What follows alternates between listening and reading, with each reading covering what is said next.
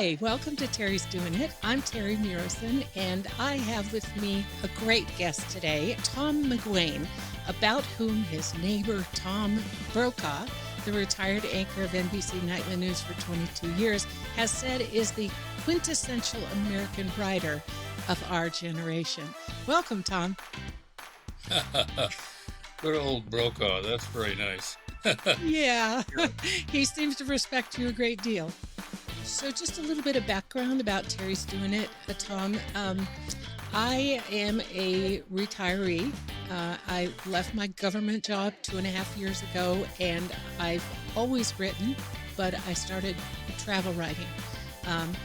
And I got to thinking, you know, there's this quote that I'll share with you later from Confucius that just really motivated me to seize the day. Time is short, life is finite. And so I'm excited to have you on because you are one who has certainly done that.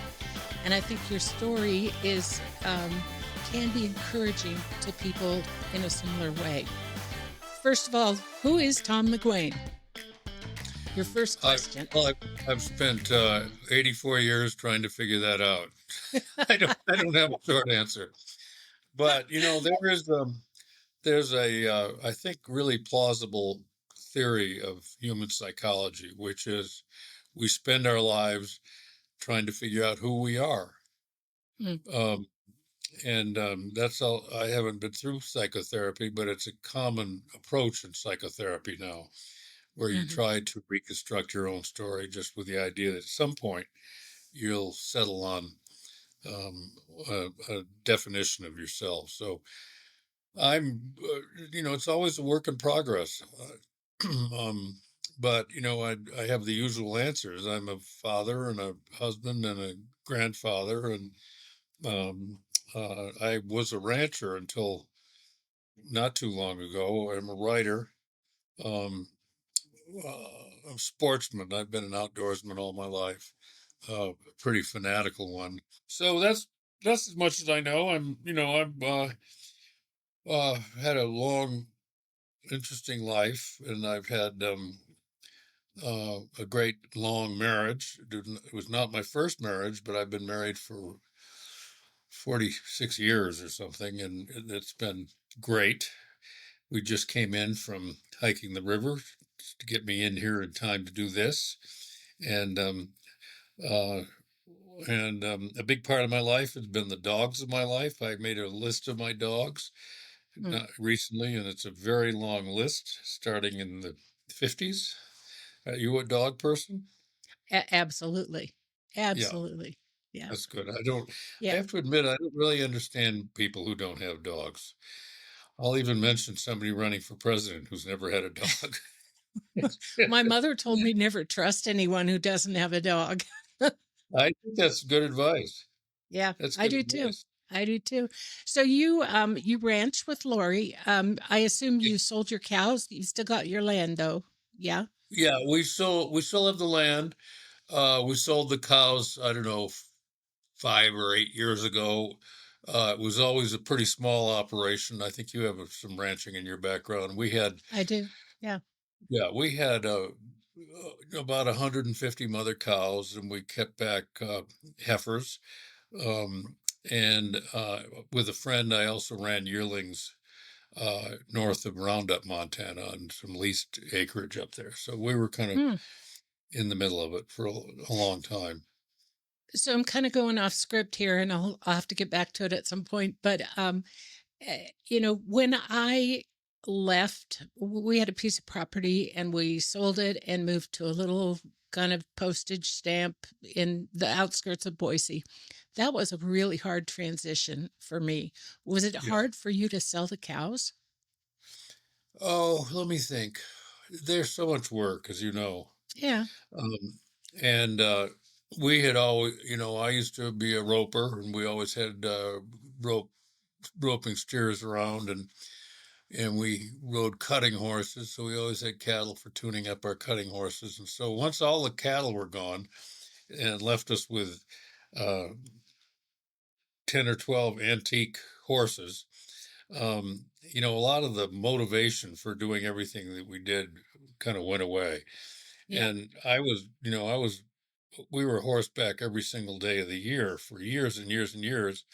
But when it came time to not get a horse ready for rodeo or a cutting, or go work cattle on the ranch, um, I kind of lost interest in that. I didn't want to go trail riding. Um, Yeah.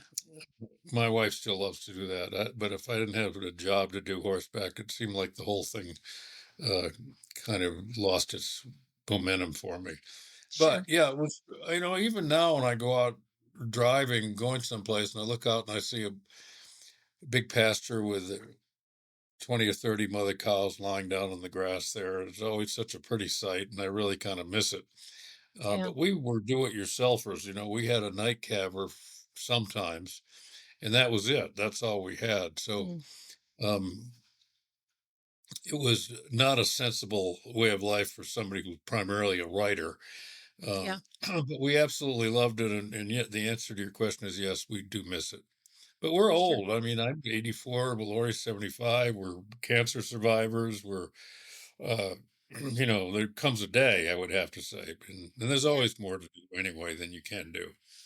Right. Right. Well, so you are directly on the West Boulder River, I Mhm. understand. Um, Yes. and Uh, so I'll get to some questions about that eventually, but let me just share with our audience that you are not just a writer, you are a prolific writer. You write for the New Yorker magazine. Was your column monthly? Do you do a monthly Uh, column or? but no, I write. I have a contract, which is what they call a first refusal contract. So I do as much or as little as I want. Oh, Um, nice. and I'm a fiction writer, so you're not always inspired. I can't just deliberately go out the door and interview somebody, and write an article about them. Right. Um, so Well, you could, inspiration. I could, and I used to, but and they'd inspiration probably comes. buy it. Well, who knows? If it was about fishing, they would buy it. That's all I Yeah. know. But so I'm proofreading a book now. I'm still active. Um, and I love my relationship with the New Yorker because um, that's one of the last places where the writer is still a star. Mm. So you get very, very good editing, very good fact checking, very good grammatical checking, very good everything there. I mean, they're Hmm. just thorough. And anytime I do something elsewhere, I'm always astonished at how sloppy and loose it is. Yeah. So as I get old and can pick what I want to do, I really sort of settled on that. And at some point or another, I collect those stories or novellas or whatever it is and publish them as a Sure. book. Well, in keeping with our advancing age, you'll be glad to know that AARP is still rigorously fact checking things. Yeah, that's a great club, though. Yeah, it What is. what did our old Senate whip call it? We and I went to the same high school. Um, the greedy geezers of America. Oh, That's jeez. So, who said that? well, you remember his father was the governor of Oh, Mitt Wyoming. Romney. No, Was no, it Mitt Romney? Wyoming. Oh, okay. Um, Simpson. uh, Stimson, yeah, Yeah. Simpson, Yeah. yeah, Yeah. Oh, wow. Well, so you've got 10, soon to be 11 novels under your belt. yeah. One Books, of they're not all out. Yeah, Oh, okay. um, And two, one of them was a finalist for the National Book Award, right, 92 in the Shade. They made a right, movie. Um, yeah. Nonfiction, essay collections, short story collections. You've been in films, writing, even acting. I saw you played it. You were a mandolin player in one of your films, I think. Was Was I? that? I don't remember that.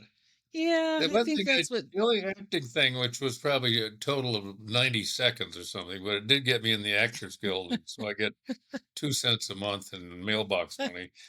that's But good. I remember Jeff Bridges, who's a long, long, long time friend of mine, was in this movie, and he was playing a bartender in a particular scene, and I was just supposed to be some cowboy who goes up and orders a drink.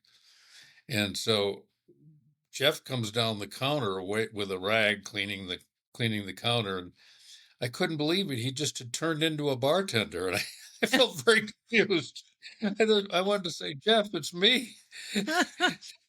And Well, so the stories you could tell. I read that you had discarded the notion of ever writing a book about that life. Have you rethought that, or are you the done with movie something like life, that? you mean? Yeah, Life yeah, in the movies?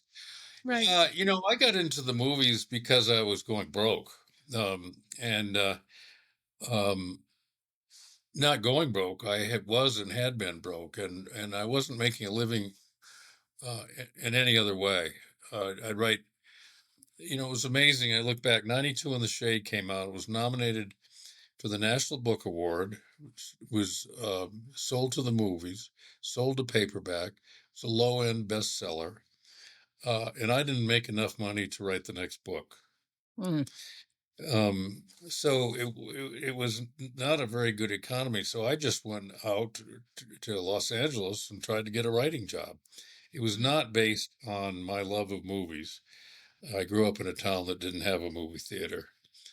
I still don't have a movie going habit, which is a source of amiable conflict with my wife, who's a movie lover.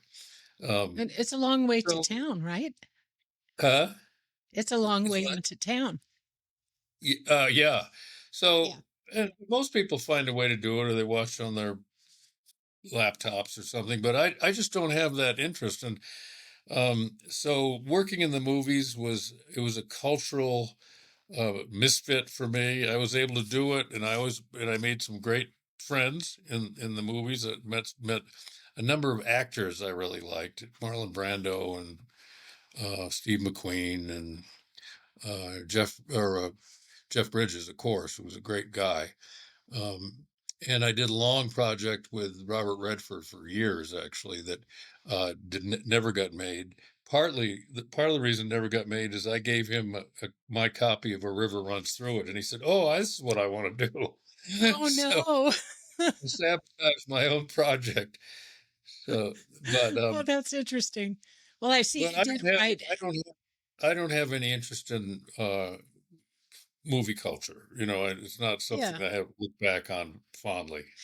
Well, I did see that he wrote a little blurb for you for Some Horses, talking Redford about did? how, yeah, yeah. Was it? Yeah. You want me to read it to you? He Sure. I says, haven't seen it. Tom McGuane characterizes the alliance between humans and horses as a quote burst of poetry. It's a perfect description of that relationship at its best. And in each of these pieces, Tom illuminates the truth beautifully, giving us the gift of his own poetry in the process. Do you That think you does it. I'm sending felt him guilty? $5. I'm going to send him $5. So, Yeah. Well, that's my uh, and he's a good guy too. So yeah. that's what I guess the interesting thing about the time I was there was to find that how ordinary a lot of these uh, star spangled names are. I mean, Well, uh, you had a script conference with Brando at the foot of his bed, right? yeah, we did. I kind of moved in with him for a little while there, so and he was a real character, and he was an interesting guy from my point of view because he was not interested in the movies. He's never seen The Mm. Godfather, for example. And that's Never bothered to go downtown and see the movie. wow. Um, and I remember saying to him, "If you don't like it, why do you do it?" And he said, "Well, the last job I had was working for the Nebraska Highway Department. But I'm not going back to that." So That's great. That's great. Uh, well, so just to kind of finish off your accomplishments, you're a member of the American Academy of Arts and Letters, the Fly Fishing Hall of Fame, and the one that really impresses me in 2005, you joined the National Cutting Horse Association Hall of Fame. That's no easy feat. Well, I was fanatically absorbed in horses, and I probably still would be until recently. But I had AFib. You know what AFib is? Yeah. Atrial Yeah. fibrillation, and I was treated for it with what they call ablation, and you Mm. at the end of that you have to be on blood thinners, Oh, and wow. so I was on blood thinners, and every time you bump yourself, you start bleeding, and I've kind of gotten Yeah. away from them now, but they did say that you don't ride a bike, don't ride a horse, don't play rugby. So uh, that combined with the fact that we were old and kind of winding down, but um, so what I do now is just go out and visit my old competition horses and bring them some cookies, and that's about Nice. the extent of Yeah. my horse life. But I absolutely loved it, and I worked very hard at it for at least 30 years, might have been 40 years. And I look back in astonishment at some of the things we would do. We'd decide to go to the what was called the area work-offs, and it would be in the middle of the winter. We'd load up four cutting horses and two helping horses, what we call helping horses, turnback horses, herd Yeah. holder horses, and in the dead of winter, drive to Jackson, Mississippi to cut for 2 days, and then turn around and go back to Montana. I mean, I can't even remember the guy that could do that. Yeah. Yeah. Just those long miles and stopping in strange places and feeding horses in the snow and buying Mm. gasoline. Yeah. So Yeah. it's Well, I never cut. I was a backyard rider, but I recently sold my horse and my saddle, and there's something about selling that saddle. It's like, oh, it's yeah, over. Yeah, but I that's a still tough have one. access to her. Yeah, I still got my saddles, and most of my horses. We've lost a lot of them in the last few years, but I always think that great Canadian singer songwriter who died a couple of years ago. Anyway, his last album was called I Never Sold My Saddle." Mm. Yeah, yeah, So yeah. That's something pretty sobering. yeah, So you once said that literature is the ditch you're going to die in, the thing you care most about. Still yeah, feel that and way? yeah, I do, Yeah. I do.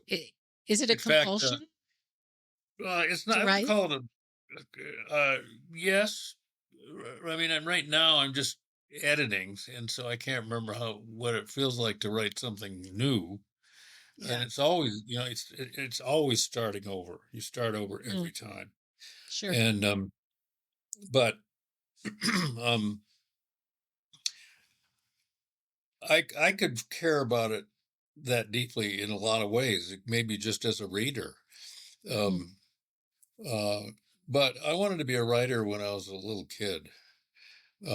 Not that there was any effort involved in that. I just sort of self-identified uh, that way, and so it's really that fishing and writing is kind of the core of my longest. Excuse me, my longest theme. If I look back, I mean, and there's so much discontinuity in all of our lives anyway. I yeah. mean, you just sold your horse and saddle, um, and there goes another chapter, right?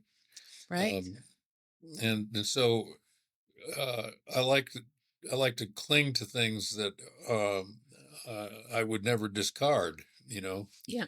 Um, and some of them have to do with the dogs and the horses. I mean, um, we buried a lot of horses on this ranch. We buried a lot of Yeah. dogs on this ranch, and dogs don't live nearly long enough, and so we have to kind of accommodate ourselves to the fact that chapters come and go whether we like it or not. But the few that we can control, and vis-a-vis your question, what does writing mean to me now? It still means a lot to me, and I'll be doing it until absolutely can't, or I lose what remains of my marbles. So, yeah, Well, I have some background kind of questions I want to get through, but we'll go through them really fast because I have some sure. much more things I want to know uh, Okay. and want to get to. So you were born in Wyandotte, Michigan. I was Your born in parents were Wyandotte, Michigan. your parents Catholic. Yeah, I come from a sort of a pretty deeply Irish Catholic family. I mean, like like most people these days, I'm not a practicing person. I'm really Sure. not a religious person. Really, never was. But that was a pretty intense culture, the Irish Catholic culture, especially at the time of my mother and father from Massachusetts. And my father went out to Michigan to work. And thereafter, I kind of divided my growing up years between Massachusetts, where all my cousins and grandparents were, and Michigan, where it was just my mother and father and my siblings.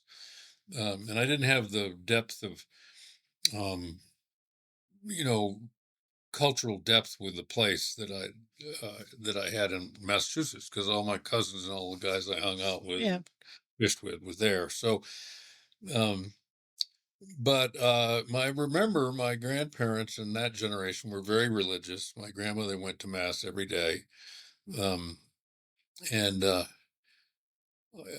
Michigan, the Midwest is not as intense that way as the sort of mill towns of New England are. So and I went to Catholic schools, and I had a good experience in Catholic school. There were 8 kids in my graduating class, um, and I'm still in touch. I think all of us are still on the planet, but the nuns were these kind of childless Polish ladies who we were their kids, so we were very well treated. Yeah. If you Yeah. forgot your lunch, they'd have you up to their little where they lived and make lunch for you, and they were glad to be doing that. Now, Lori's from Pascagoula, Mississippi, and on the Gulf Coast of the Catholic Church is very authoritarian and entrenched. And she went to Catholic school as well. She has bad memories of it. Yeah. So, and Jimmy Buffett, who my brother-in-law, who just passed away, he set the uh, record, altar boy record for saying the most masses of anybody in the history of Alabama.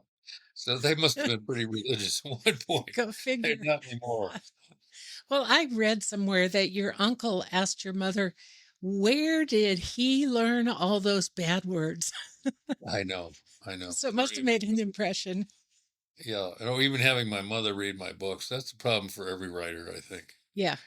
Well, my mother's gone, so I don't worry about that anymore. I just let her rip. Did you have, do you have any surviving parents? I have, well, I'm adopted. And so my birth mother and I met each other at the age of 50, and we're going over for Thanksgiving. We're together a lot. But my adoptive parents are gone. Yeah. Okay, Yeah. that's fascinating. Wow. And how did you find your adoptive parent? Oh, well, I'll let you interview me for a little bit, but Mhm. so I finally decided that I was ready to look. And so I found this lady on the internet, and she proclaimed, for $300 I'll find anyone, or you don't pay. And I thought, well, This is a what? great story. Yeah, I mean, how could I not? And so it had been 3 weeks, and I get this email that says, all in caps, I found your birth mother. And I said, oh shit. But Now what are we going to do? It it did. turned out well, didn't it? She said, write a card, a birthday card, because nobody else will open somebody's birthday card, and just tell her that, you believe that, we're connected. You don't want anything. You just want information. She called me immediately. And That's Tom, great. the minute I heard her voice, they talk about a silver cord. It was Oh, boy, like that silver cord was just, yeah, that's it was, fabulous. I have a she's, friend that I hunt and fish with, and he found out about 15 years ago that his father had sired, that's the word, somebody out of wedlock, and she had just vanished, and so he decided to track her down, and she was the manager. She was the road manager of the Grateful Dead, oh, you're kidding. and they've been inseparable ever since. Yes, it does work out sometimes. Yeah, Yeah. yeah, that's beautiful. So, Great story. yeah. You Yeah. mind if I just continue interviewing you? I'm much happier. I'm tired of That's funny. myself. I don't know anything about you. Well, you're all over the internet, and my one goal is to not make this an interview just like all the other interviews, because people can go out and listen to those. So I'm looking for fresh stuff from you, Tom. Okay, I'm game. Well, so fresh stuff. Let's talk about Cranbrook Boarding School. Oh yeah. So the boarding schools I'm familiar with are A, for delinquent kids, or B, if there's like some kid with some super high potential that they nurture and raise. I'm wondering, how'd you end up in boarding school? Well, I can give you a good account of that. I was, for the longest time, was a bad student and a rebellious kid, and so I went to um, Catholic school through the eighth grade, and then I transferred from there to the local public school. And I wasn't doing well there, and I was hanging out with uh, all the wrong people, and it wasn't as dire as it would be now. But we were out, spearing pike instead of going to class, and Yeah. um, so one day I looked up, and the principal of the high school, the public high school, was standing in our yard talking to my father. And he told my father, he said, "You really need to get Tom out of here." He said, "He's really going down the wrong path." And so, and my grades weren't good. So, uh, Cranbrook was the nearest boarding school, and it was like 40 minutes away or something. So, with a lot of wangling, my parents got me into Cranbrook. Um, and as a condition of going to Cranbrook, they put me back a year. Hmm. Um, and I was immediately a desperately awful student. And I mean, looking back on it now, I was an obvious case of ADHD. Yeah. Um, and in fact, my kids have had that issue too, and they kind of outgrew it. And uh, those were unhappy years because I was kind of an athlete, and my grades were so poor I could never compete, or they had a thing called unsat study hall, so you have to sit indoors all day and study. And I'd watch everybody going to baseball practice, all the things I wanted to do. And it was a miserable experience, and absolutely hated the place. Um, and So that wasn't the end of my sort of bad academic years. I flunked out of college twice. Um, I had a .6 average, which is kind of a world's record. So two Fs, a D, and an FN, and I had to ask the professor what an FN was, and he said, "I made it up for you. It stands for flagrant neglect." And but for some reason, once I got through all the stuff I wasn't interested in and could study English literature and history and things like that, I went from being somebody who was always being thrown out of school. They were even trying to throw me out of Cranbrook, um, to being an excellent student. And so when you start at Michigan State, where I went as an undergraduate, when you start your junior year, your previous record is erased and you Hmm. start accumulating whatever grades you have. And I ended up on the dean's list, and I ended up going to Yale on a graduate fellowship. Yeah. And I went on to Stanford on a fellowship. So once I kind of broke out of something that was a poor fit for me for whatever reasons, I'm not sure. I was certainly an undisciplined kid. I grew up in I'll spare you the details, but a pretty dysfunctional family. So I hadn't been trained to do anything. Even to, um, I didn't even have table manners.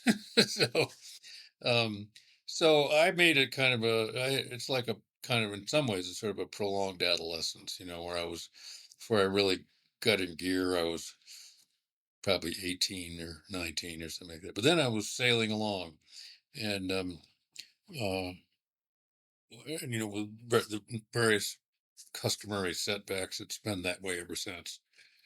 Well, you'll be glad to hear, or maybe you will. Cranbrook proudly lists you among alumni with people like Selma Blair, June Lockhart, Daniel Ellsberg, Mitt and Ann Romney, the Yeah, Senator I was in the Alan same. Simpson. Yeah, and they were all I had good friends there, and I Yeah. still have those friends.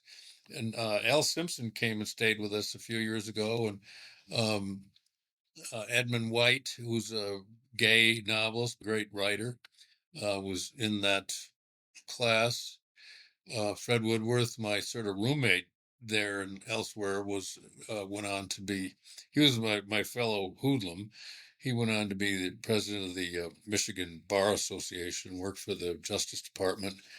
Um, so we all kind of get along. The best part of Cranbrook, and I really didn't like this academic experience there at all, but I had lots of friends there, and I still have them.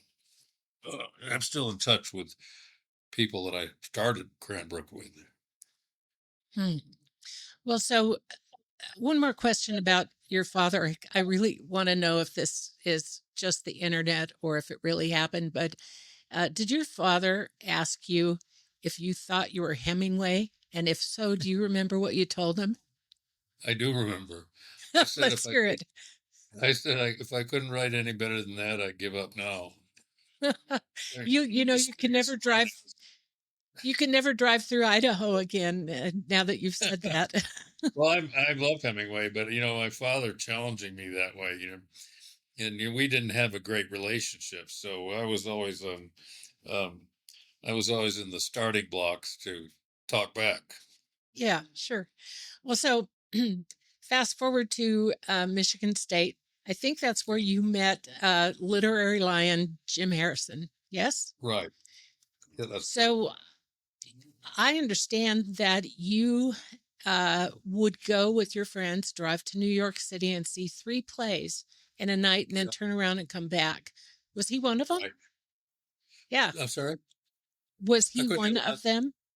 Oh, yeah, the No, he plays. was never. He wasn't. Jim was at that time was he entirely interested in poetry. Oh, Um, and I was entirely interested in becoming a playwright. Um, really? and so that's kind of what that was about. I mean, I had a couple other friends who were interested in theater or plays and stuff, and then we would load up a car, and I can't remember how far it was. We managed to drive straight through, go to the theater the night we got there, I think, and Yeah, jam. Yeah, that's yeah, what I heard. Um, well, so your desire to be a playwright and those trips to New York, they led you to apply to Yale School of Drama, correct? right. Do you remember what the play was or what it was about? The plays that I went to see in New No, no, York. the play that you submitted to Yale to get Oh, admitted. oh boy. I only know that it was probably not very good. Uh, I think at that time I knew that I wrote pretty good dialogue, but I had no other idea about what a play should be in terms of structure and narrative power. But I could write pretty dazzling dialogue, so I think that's how I limped in to Yale. In fact, it's interesting. I went into the American Academy, and one of the first people I met there was John Guare, who wrote 6 Degrees of Separation and a lot of other really great things. And they would mix up our mail between McGuane and Guare. Oh, And he was already in the academy when I went in, but he was, I think, the first person I met there. He huh. was inducted. Well, so after that, you were accepted as a Stegner Fellow at Right. Stanford. Now, that is a huge deal. It was. I mean, it was why because it was the first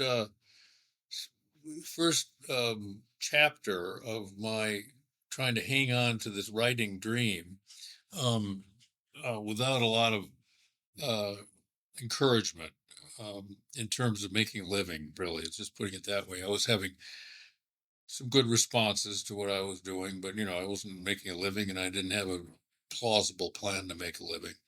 And about the time that became a bit of a crisis, I got the Stegner Fellowship.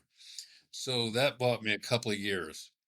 And uh, I was pretty close to out of plausible ideas, I think, by the time that fellowship was over. And I had a little money left over.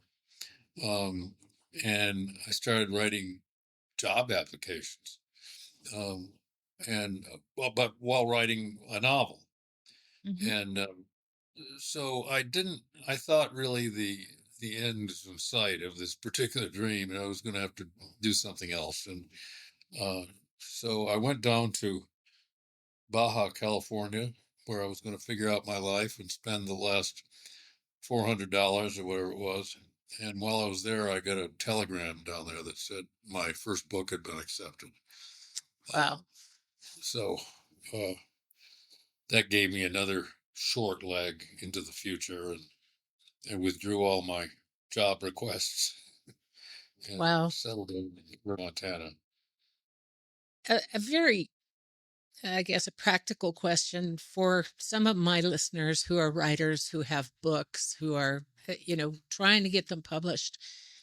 Do they still promote your books, or are you out there doing it? Yeah, the publishers. Well, it's different every time. I mean, yes, they do. I mean, Yeah. the promotion nowadays is not the same as it used to be. First of all, because print advertising's gotten so expensive. I think my first book came out and it was a full page in the New York Times book review. Wow. And that wouldn't happen again. Yeah. Nobody gets those. I mean, but they were just part of the deal then. Uh, Yeah.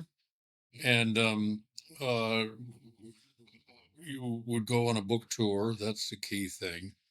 It was. I hope I don't have to do it again. Um, and that's part of the promotion. That's expensive for them to keep you on the road, whatever it is. I mean, I'm talking to Rick Powers, who's out there on the road now, and he's been there for months. I mean, a different hotel every night for 90 days or something. That's a hard life. So that's part of it. And then after you've been at it for a long time and you have a backlist, you have a readership that's already there. They don't have to do it from a standing start. You have X number of people who kind of know who you are and are looking forward to your next book, and that absolves you of a lot of promotional stuff. But for example, the book Sure. I have coming out now, which is just a collection of short stories and novellas, that does not have a great commercial appeal. And so they'll titrate their promotional ideas, how much they want to spend on it, and hope that it catches fire with help on its own. You know, Hmm. if it was a 700 page blockbuster with lots of sex and violence, and they might feel differently. But it's Well, hard.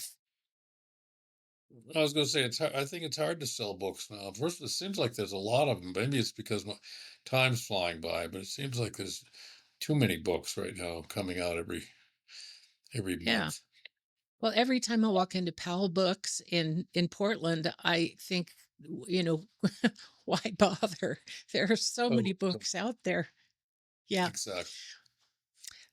So let's talk about Key West. So Key West was a magnet. This is from what little I know, sort of like the Algonquin Round Table was in New York for poets and writers and musicians. And you ended up there. How did that happen? Fishing. I mean, that was a big part of it. I mean, I was well aware of its reputation as a literary town. I had gone to Key West with my dad fishing when I was a kid, um, or the Keys mostly, but we ended up in Key West.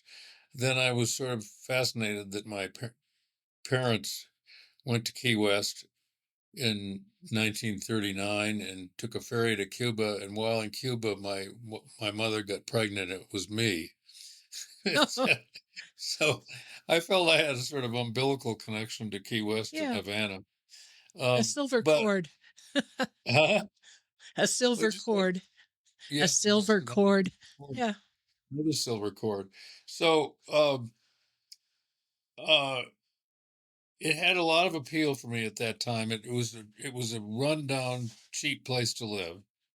The fishing was great. It's right where the Gulf and the Atlantic meet and form the Gulf Stream, so it's just a rich ocean environment.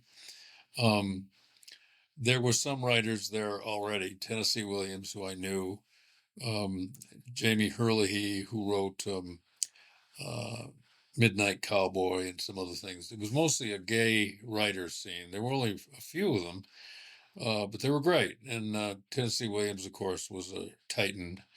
Um, and it was a nice old rundown cheap place. You could live there really inexpensively, and it was tropical, and it also it felt like it wasn't quite part of the United States. Hmm. um, I don't I've been there in recent years, and those days are definitely gone. um, but you see the old Cuban men playing cards on the street corners, and there were chickens running all around the street, and they'd wake you up in the morning, and it was just a great milieu to be a writer in. Is this where your friendship with Jim Harrison really kind of deepened? No, not really. We were really good friends in Michigan. Um, and we both loved to fish. We both were hunters, and we did those things together. Um, Jim was a really advanced literary person at a very young age. I mean, he'd been reading, the great European writers since he was 10 years old. Hmm. And even though I didn't know his parents, but they must have been really cultivated people, because, um, he lived in a intellectually stimulating world. His father was a county agent for the state. Um, anyway, so when I first met Jim, I was kind of astonished at how advanced he was. I mean, and he was incredibly smart. He's a Yeah. complete wild man, but um, I remember giving him a Spanish book that I liked. It called Blood and Sand. It was called, by Ibanez, and I gave it to Jim. I gave it to him after dinner, and it was about 6 o'clock at night, or we had dinner. Maybe went to bed a little bit early. But he got up in the morning, and he wanted to discuss it in detail, and it was 600 or 700 pages long. And Wow. he had read it between dinner and breakfast and had a night's sleep. Wow. So especially in terms of literary things, he was by far the smartest person I'd ever met. Hmm. Um, and and I was passionate about the same things, but we were also passionate about our life outdoors, which was very compelling for both of us. Yeah. Well, you've called that friendship a brain channel that's not there anymore. What does it Hmm. feel like to have a brain channel with someone? And are you lonely for that? I mean, he Oh, is gone. Yeah. yeah, it's very painful. Yeah. And so I've given all my um, literary properties to Montana State University. And so I was Hmm. over there. Carl Hyacin was there for a talk, and I introduced him. And I went there, and I was talking to the librarians. I said, "What's going on?" They said, "Well, I got a lot of traffic." And they said, "Yes." And they said, they want to come in and read your correspondence with Jim Harrison." They said, "Just stream in here doing that." Um, so I guess for young writers, it would be kind of a biographical material for two struggling writers. It Right. may speak to young strugglers.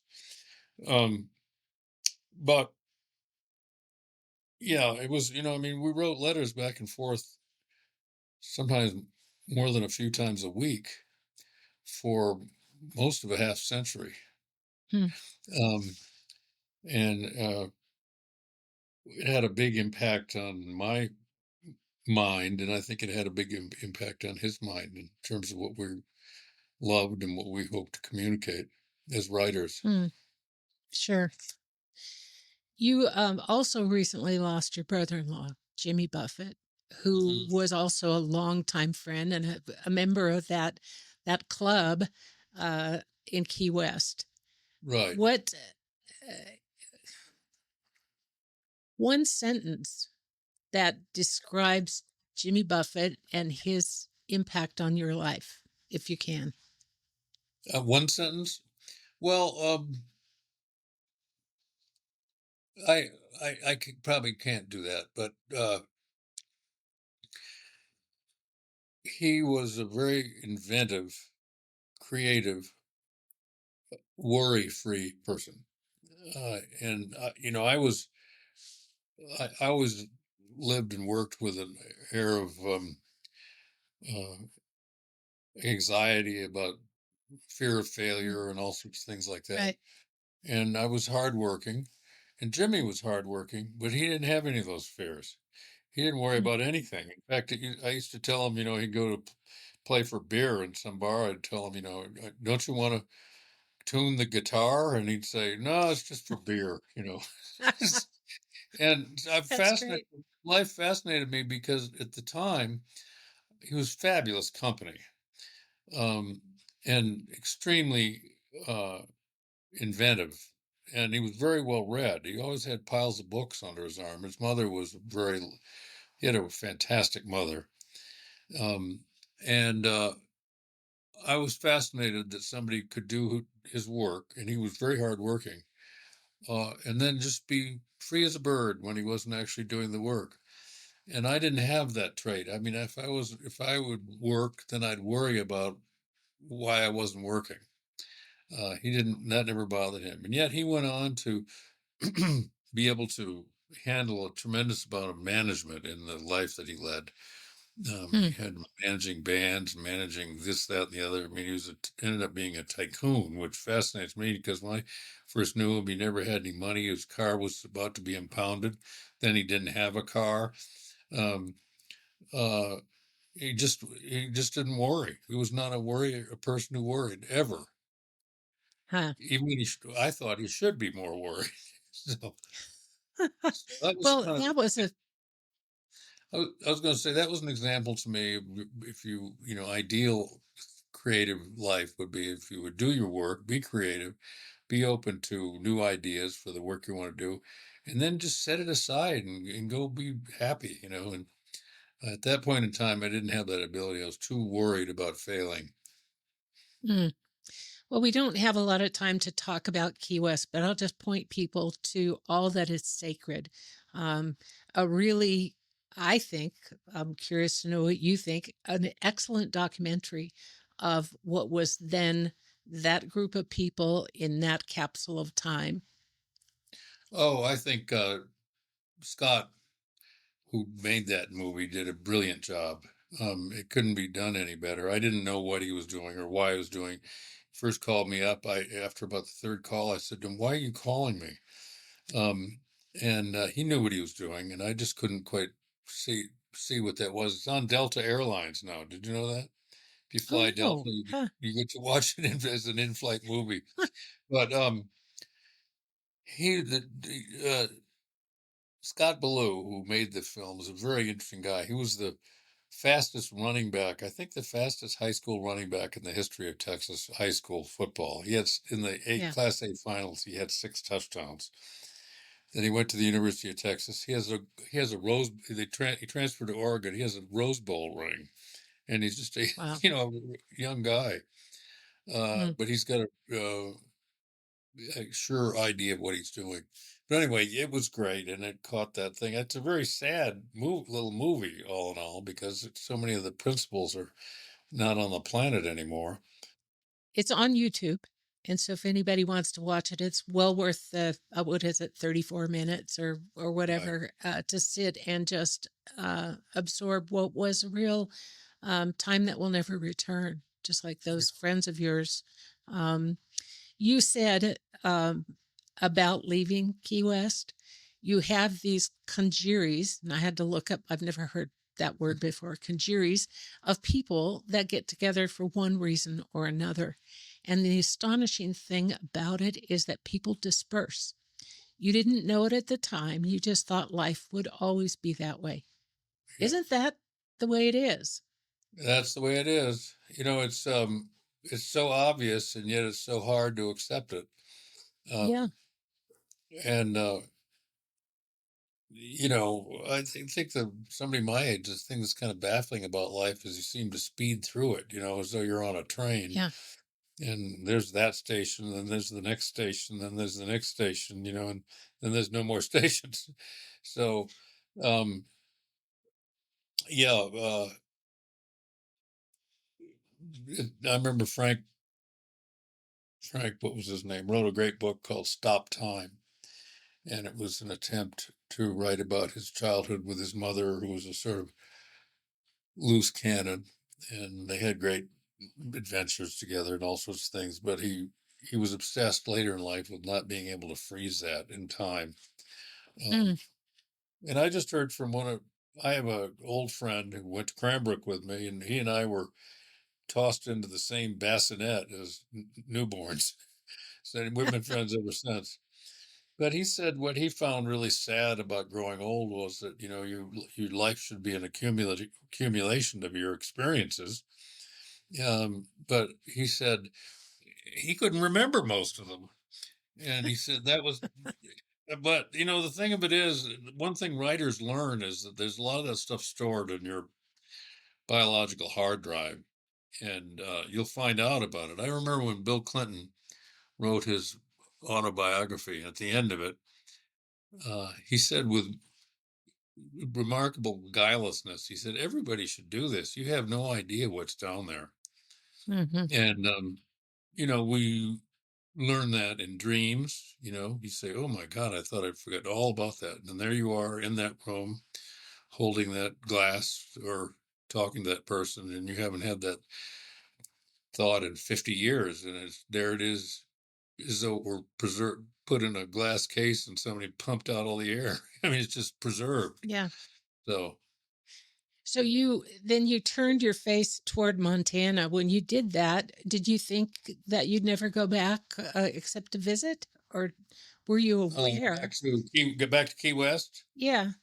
Uh, well, I had long had an attachment to this part of the country. I had summer jobs and not far from here, and I knew all along that probably when the dust settled, this was where I would want to live. But what accelerated it is I had a baby boy, um, and I didn't think then, and I don't think now, that Key West is a good place uh, Oh, to educate a child. I mean, it was a pretty yeah. raucous environment. On the other hand, my ex-wife, with some help from her, started the Montessori school in Key West in one little room, and it's now, I don't know, 50 years old, and it's got a big. Wow. It's been a big, long time success in Key West, Mm, educationally for young kids. sure. So that was worth doing. But I mean, Montana's been a fantastic place to raise kids, and Yeah. even yeah, and in our, I mean, my grandkids are setting the world on fire. They just went to public school. My granddaughter Maisie graduated last year from Harvard, uh, magna cum laude. Her Wow. brother graduated from Penn, magna cum laude, and they're both public school kids from Livingston, Montana, and Amazing. perfectly prepared for Harvard and Penn. I mean, they never missed a beat. Huh. And So you the party. So so I want to hear more about the kids and the grandkids, but yeah, right, first you met Lori then when you yes, got there, and Lori was already there, I think, wasn't she? no, she was down visiting her brother. Oh, Yeah, and you met her there. yeah. Okay. Okay. Well, what what drew you to Lori? What's Lori like?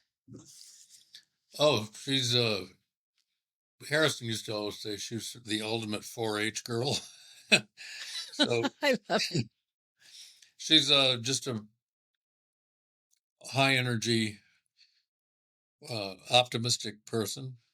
And I say she has unimpeded exuberance about life. And I say that because she's been sorely tested. She just cleared her 5th year with pancreatic cancer, and never dented her good spirits, it. even though every scan is like going to get the verdict. So, Yeah. um, and she's really hard. She's very hard working. I mean, she's a pure D ranch girl at this point in time, and has been forever. I mean, she just bails out in the morning and does stuff on the ranch, and that's all. She's not a literary person by any stretch of the imagination. She reads all the time, Mhm. She's a sports nut, watches tennis and football, and so that she's a great company, and she's been great for all the ancillary portions of the family. She's just great with her kids, my kids, the cousins, the nieces, everybody. Everybody. They regard her as kind of a saint, and she really sort of Hmm. is. Hmm. Uh, I listened to an interview with Paul Leslie. Is it yeah. and she was diagnosed while her brother was going through his cancer. And one of the things she said was that they would encourage each other on scan day. Hmm. And then once he was gone, that those scans were much harder for her Yeah. uh, Yeah. because she, missed her support. Yeah. I Yeah. think I haven't heard that interview, but that's true. And I was diagnosed with cancer at the exact same time. And so Oh, I we, didn't know that.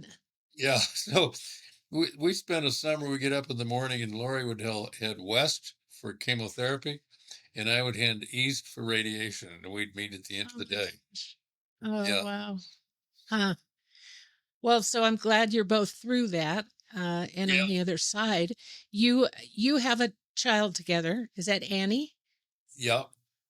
And you have two children, Maggie and Thomas, and they're Yes. all in Montana, right?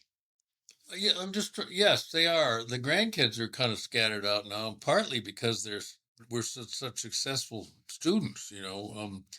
Macy's working in Los Angeles for an environmentally focused investment group, and Charlie has just changed jobs. I don't know what his new job is, but he's living in New York. So Macy's and my grandson Thomas is in Austin, Texas. My grandson Maisie's in Los Angeles. And my grandson Charlie is in New York, and they're all born in Montana and very devoted to Montana. Um, Yeah. so I don't know how they're going to work it out. Maisie, especially nostalgic about Montana, and she may well go to law school and come back and practice here. Huh. Yeah. Well, it's amazing the feeling you get when you're not a native born resident of a state and you have your first grandchild who is.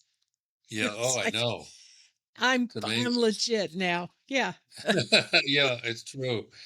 'Cause I remember one time it's Christmas, and I said to the kids, "Let's go someplace. Let's go to the beach. Let's go to Florida." And they said, "Dad, you don't understand. We're from here." Like, so, Yeah. It's funny. It's funny. Yeah. So, well, one of my questions was going to be whether or not, when you have a ranch, succession is everything. yeah. And you don't have the cows. And so are they interested in the lifestyle at all? Do you see them coming No, back? Hmm, no, I don't think so. And I think you may know more about this than I do, but the ranch kids, in our experience, had a little tough time because they weren't playing sports and stuff all the time. true. Our kids went to one or two room rural schools. And when they got to town for high school, they were kind of out of it. They didn't know anybody and they hadn't been shooting baskets for 6 years with the other kids. And um, they felt like hicks or something. I don't know what it was. And the other irony was, at least in Big Timber and Livingston, the country kids that come to town from those small schools usually end up being the valedictorian of those high schools. So they're always the Yeah. better students. Yeah. Um, so, um, but living on a ranch, they've kind of had enough of it by the time they get out and go to college. And then the other thing is, you got to be kind of if you don't inherit a ranch, um, yeah, that's another issue. That uh, ranching has become. I mean, a swather now is $350,000. Yeah. Yeah. It's just untenable. And so there was a guy that came up here. He was a car dealer from Florida, and he started this thing of breaking up the prairie. They build all these gigantic um, tractors, the big bud tractors, for ripping up the prairie in central Montana because the first couple of crops would be huge. So he was a speculator. But they were interviewing him, and he knew nothing about agriculture or ranching, but it was an idea that was very popular for a while. Mm. And they said to him, he said to them, "Why are you doing this?" And he said, "Because people, the ranching community is living in a dream."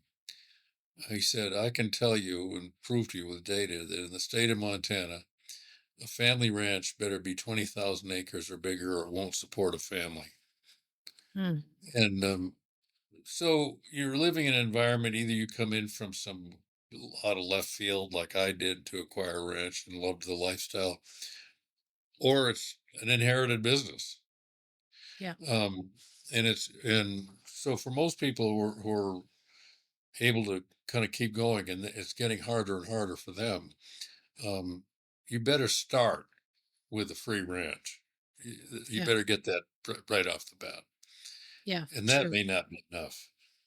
Yeah. And So it's not very realistic.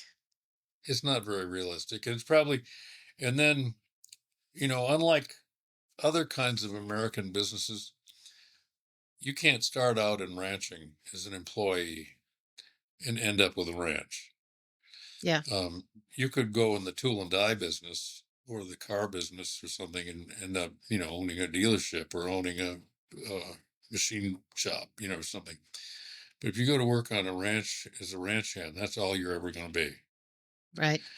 So, in that sense, it's very different from the rest of the working economy in the country. You either inherit one or you can't do it.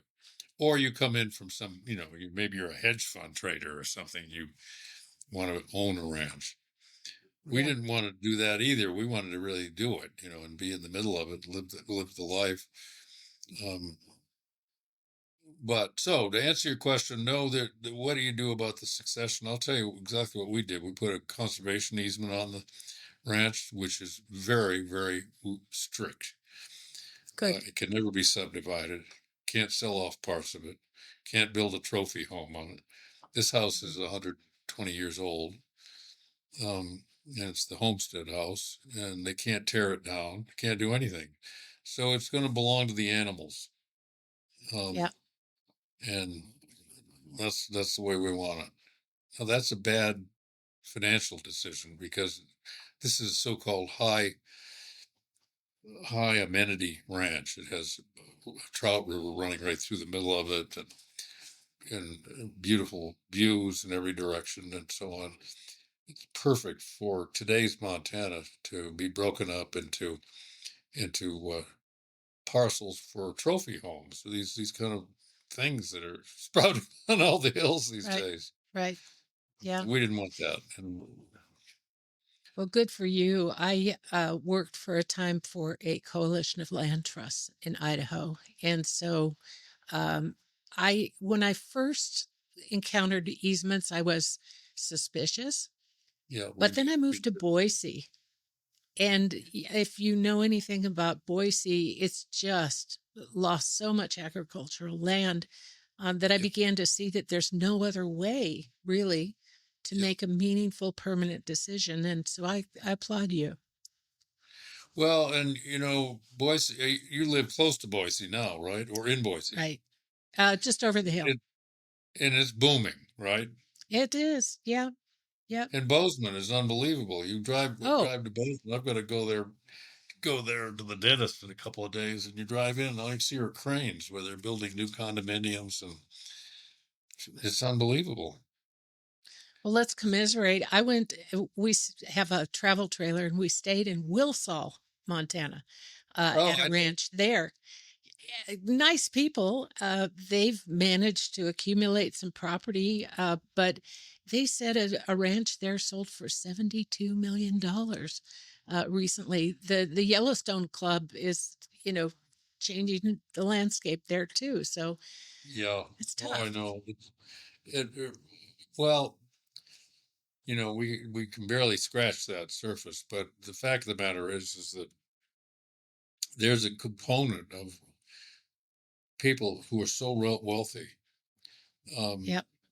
that they operate as sort of free robots in the environment. They can just do anything they want. I have an acquaintance I've fished with, super nice guy.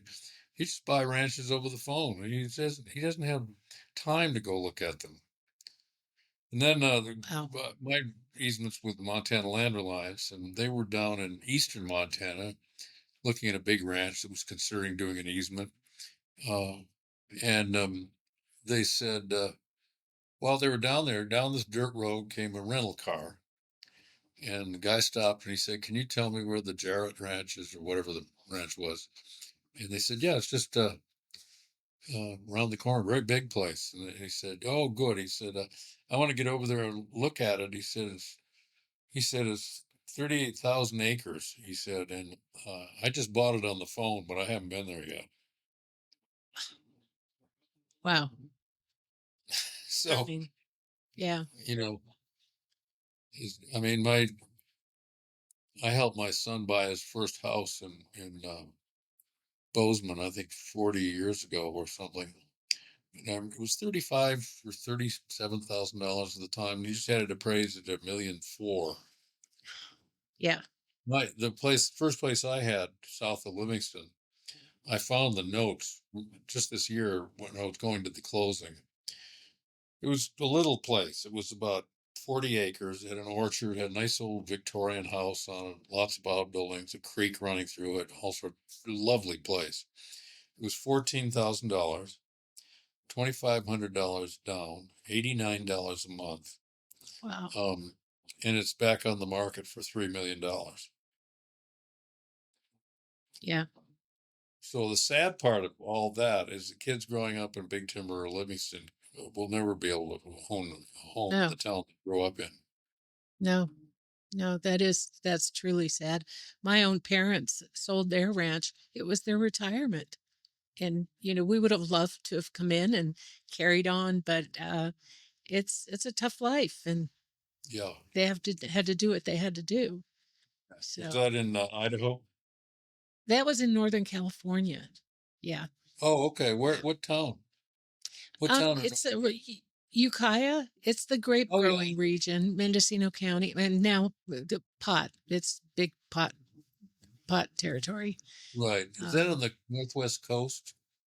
Kind of. it is. It's inland about 45, 50 miles. Yeah, Right. but it's I beautiful. remember going But there. the I whole remember going there. I remember going there to steelhead fish. Was the Eel River run there? oh yeah, Eel. it's up north a little bit. It's beautiful. Yeah. Yeah. Yeah. Well, so that's a great segue because I wanted to talk about the West Boulder River. Um, and Lori, in that same interview I listened to, said that you bought the ranch for the river. Um, you said early on you decided that fishing would be your way of looking at the world. First, it taught me to look at rivers. Lately, it's been teaching me how to look at people, myself included. So I wonder, what has the West Boulder River taught you about yourself lately? Oh. Um, well, lately that's interesting. I think I don't fish, at least trout fish. I don't fish with the drive I used to have do it. I just like to do it. I like to be there. And since I'm not a religious person, um, and as an octogenarian looking for larger values as life kind of winds down, I like to be immersed in a world where I'm reminded of how creative and how eternal, really, the natural world Mm. is. And if I were a naturalist and could go around with a notebook and monitor the leaf succession in the aspen forest or something, it'd be different. I'm just not that smart, I guess. I like to just be in the middle of a world that gives me a sense of rapture and a sense of a world bigger than me, um, as a kind of consolation for the fact that I'm old and won't be here all that much longer. And that's what Well, everybody can do it in a different way. I mean, people can, I know of somebody that identifies 50 and 60 migratory songbirds a year and never gets out of the city of New York. So you don't have to have a bubble as attractive as the one I live in, but still like Yeah, my base value.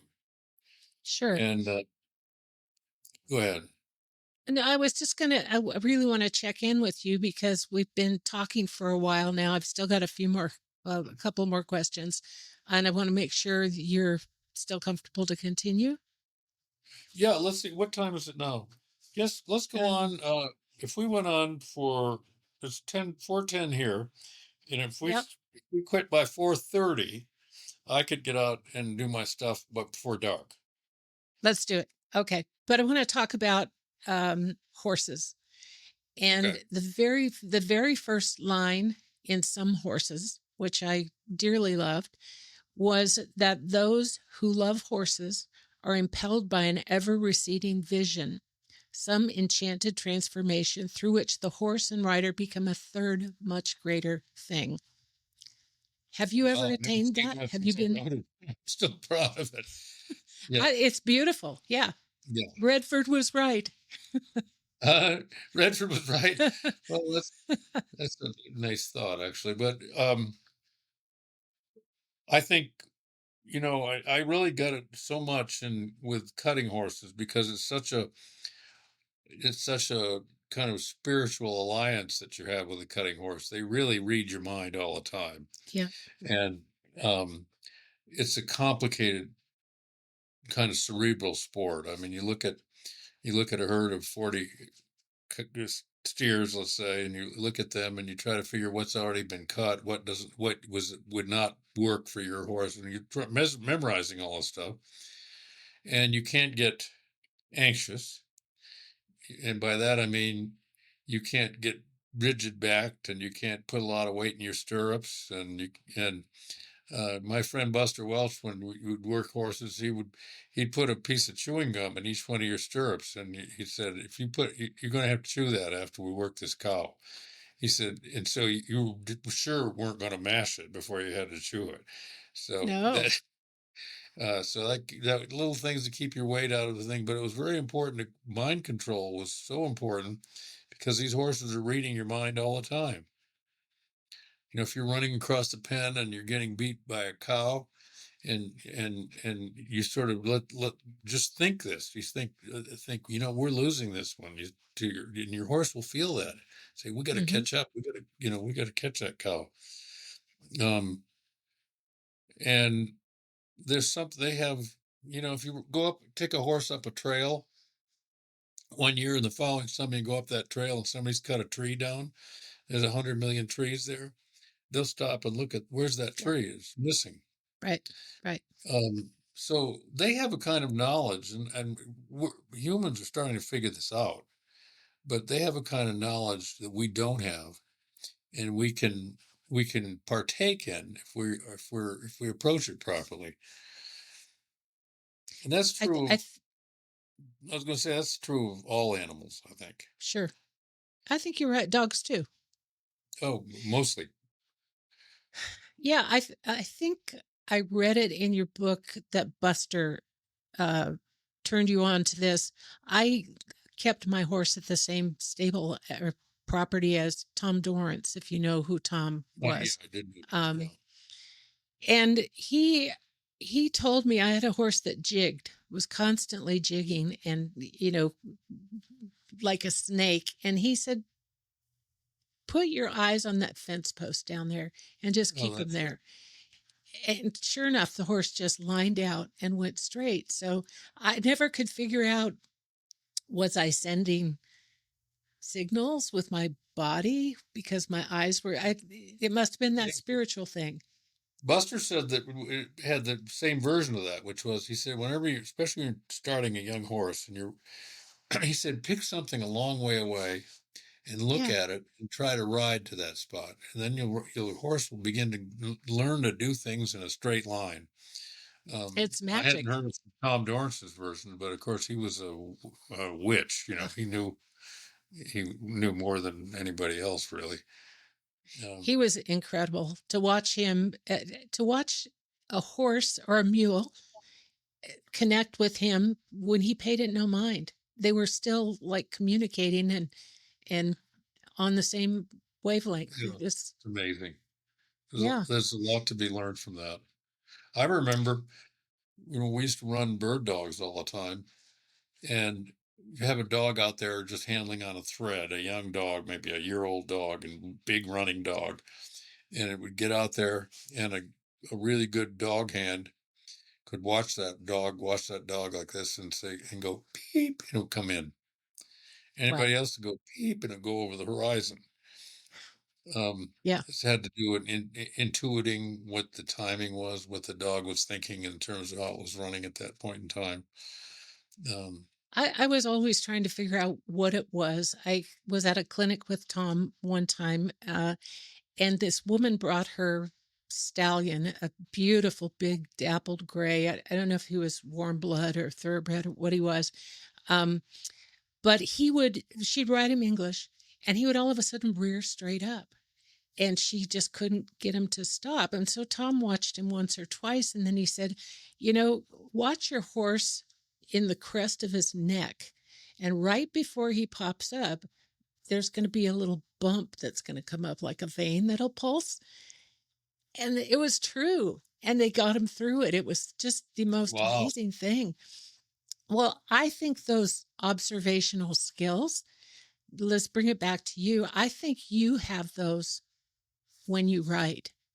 Um, you create a sort of a vivid technicolor reading experience um, that is just kind of otherworldly. I I read in the Gallatin Canyon stories, Vicious Circle, the description of the farmer's market. You may have forgotten it, but you said the woman in Chiapas folk costume with a cage full of Angora rabbits and Angora tooth fairy pillows, tugging at strands of Angora from the rabbit asleep in her lap. I mean, I see that, and that to me, do you take copious notes? Do you have a photographic memory? How do you do that? Well, no, I don't have a great memory, I don't think. It's just that some things will jump out at me and then they'll stay there. And that was one of them that you just landed on. I haven't thought about it in years. But I remember I went to a county fair with my baby daughter, as I recall. I think I was walking around and I had her on my shoulders and we're just kind of looking at stuff. But I do remember seeing that, I mean, seeing this kind of uh, hippie Angora lady, completely lost in space, not noticing anything going on around, just kind of doing her little thing and thinking, God, that jumps out at me for some reason. That must mean I got to something. use that someday. Yeah, I didn't realize at the time, but that's exactly what happened. But I got to get back to Buster for one time. He came up here, stayed with us, and uh, he'd had a stroke. Um, and we went out to gather cattle, and his hand was paralyzed on one side, and his leg was paralyzed on the other side. So we put on one spur, and then we wrapped his reins around uh, his hand. And I had a horse that he trained years ago. And I said, "You want to ride King?" And he said, "Yeah." So we jumped up, and we went up and gathered cattle, and came back. And then we worked some horses. And there was one horse that I was training, and I was having problems with this horse, which was you'd run across the pen with her instead of dropping and turning around. She'd drop her shoulder and kind of wheel around, and I could grab her and back her and do all these kinds of things with nothing was working. So Buster said, when you go down there and you cut a fast cow, and run down as fast and as hard as you can. And when she goes to stop, you just sit there quietly, but I want you to run your little finger up on the outside rein as she stops. She was fixed for the rest of her life. Oh my gosh. Yeah. That's And that, incredible. People like yeah, that, it's just wow. they live in a different Huh. dimension.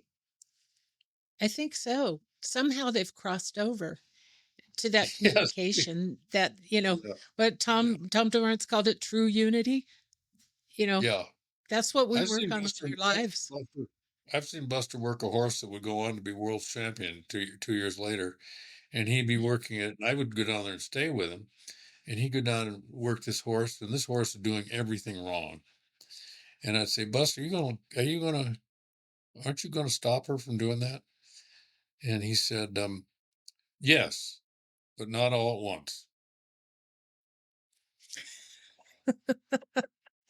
So, he was picking a time, he didn't want to overwhelm her with corrections. He just said, well, Yeah.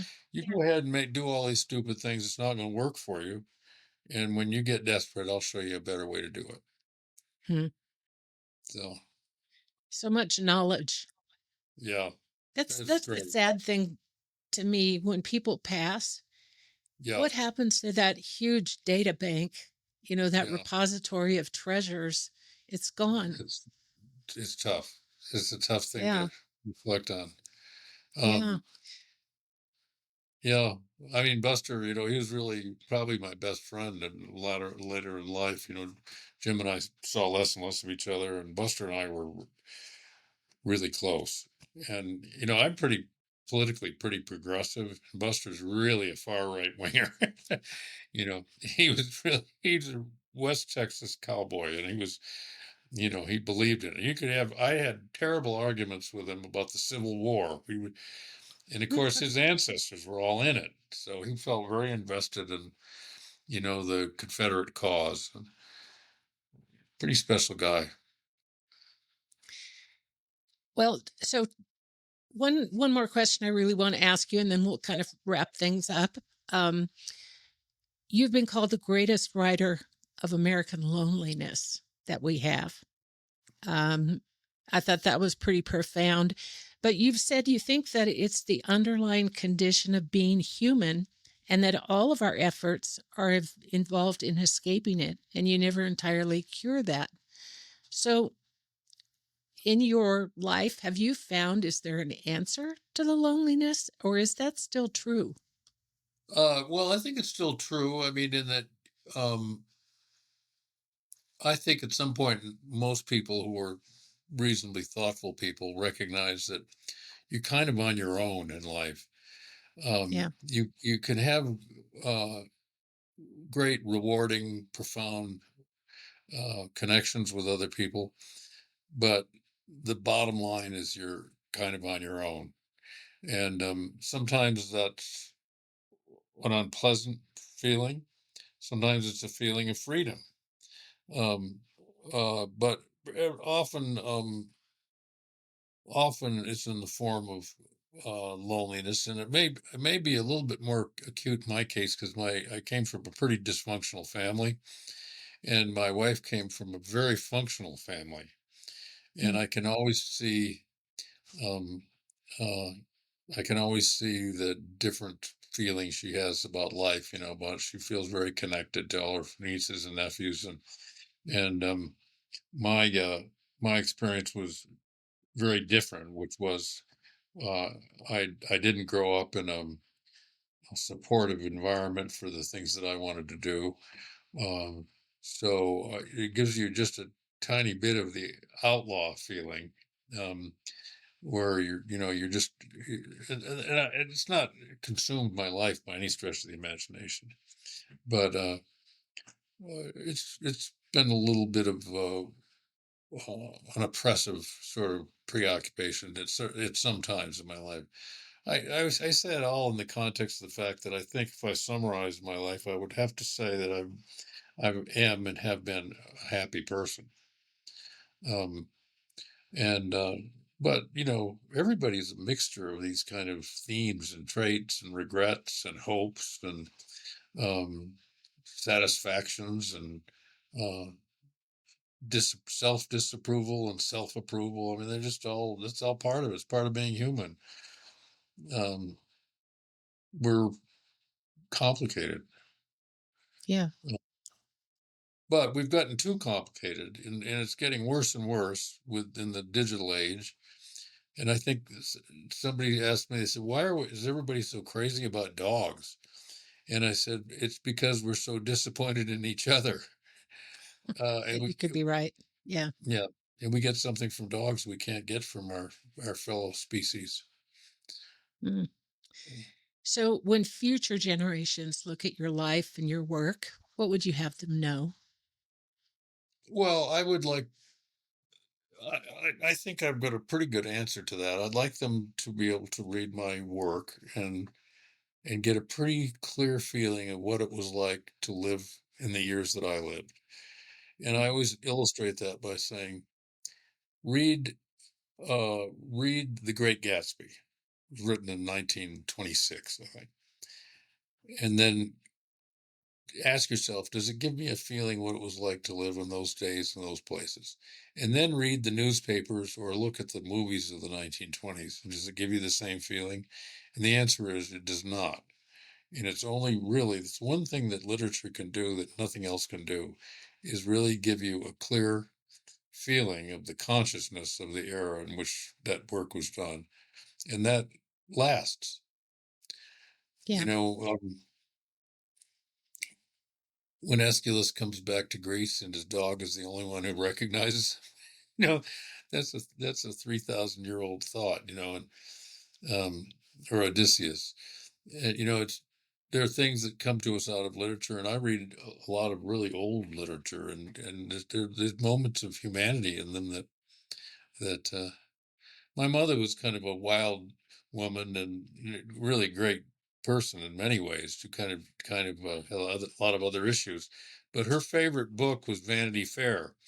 And years ago, I read it just as an insight into my mother, and I said, "Oh yeah, I can get it." There were sort of rebel without a cause kind of stuff. It characterizes the heroine of Vanity Fair. It was a dead ringer for my mother, and I thought, oh, no wonder she liked this book. So Well, you said, back to loneliness just briefly, you said that there's kind of a negotiating truth with it, and that's the yeah, duty of literature. So that's right in it's line with that. I interrupted Yeah, you. there's a kind of negotiating truth with it, and that's Yeah, the duty of literature. yeah, I think that's right. I still Well, believe that. I cannot thank our mutual friend Andy Anderson enough for connecting us. This has Yeah, been that's right. delightful. Yeah. It's right now 4:30 on the dot, and I've got to get you out to the barn to feed the horses. But is there anything, Well, any last bit you want to say? I never expected Tom Dorrance to come up in this, but there you have it. So It's I been used to an know interview some, for the books. I used to know some of those people up from your part of California. I wish I could think of them now. They're old ranchers. They're mostly up kind of closer to Oregon than Ukiah Mm. is. But if you probably ran across some of them that my fading brain has lost the names, but they were all parts of that uh, roping cutting world in Northern California back in the day. A lot of them around Reading. Yeah, right. That's right. Yeah. Dave McGregor, who was from Reading and was a great friend of ours. He just passed away about a year ago. He was a great horseman. Um, Huh. he had he had a funny beginning. He was from Alberta, and there was a movie company in Alberta, and he was wrangling for them, and he was working for Gang Ranch, one of the big ranches up there, and he liked his cowboy life. He was a great horseman already. He was young, and the movie company had him do some wrangling. And uh, he said he didn't want to leave Alberta, but he had a got on a bronc and it ran off with him, and it went through a Blood Indian camp and it pulled down all the ladies' clothesline. So he was running through the camp, trailing all their laundry, and they were throwing pots and pans at him. And at that point, he said, I got to get out of here. So he left with the movie company and went to California and trained horses for 60 years. That's a great story. Yeah. Wow. Huh. So, Well, again, thank you so much. If you ever get through Boise, please look us up. You always have a okay. place here. Be really Okay. nice to see you. Yeah. Yeah. And You're good at this. So thanks for that. I enjoyed it. oh, it's a lot of fun. It's a lot of Yeah. fun. Thank you. Okay, Tara, you take care. Everything good in your All the life? best. Are you in good health? Oh, yeah. Yeah, things are good here. I've started the Mediterranean diet to lower my blood pressure. And yeah, Oh, yeah. yeah, things are You gotta good. get that done. Yeah. You have Yeah. to get it done, even if you have to take medicine for it. But you can't have Yeah. high blood pressure. No, it's bad stuff. Bad stuff. Yeah. Yeah. All right. So Well, you take care. thank Be you well. so much. Okay, you Right. too. Bye, Tom. Bye. Say hi to Andy if you see him before I do. I think he's planning to see you soon. So Yeah, he yeah. threatens to do that, and then he doesn't show up. But sooner or later he pops up. But He'll call He up said and say, he "You have wants your huh?" he wants to take you out in a boat in Florida, Oh, the yeah. Keys, and interview you. I've been doing I'd everything. pay to see it. Yeah. The Okay. idea of having my friends see me bobbing around in a boat with a microphone in my hand.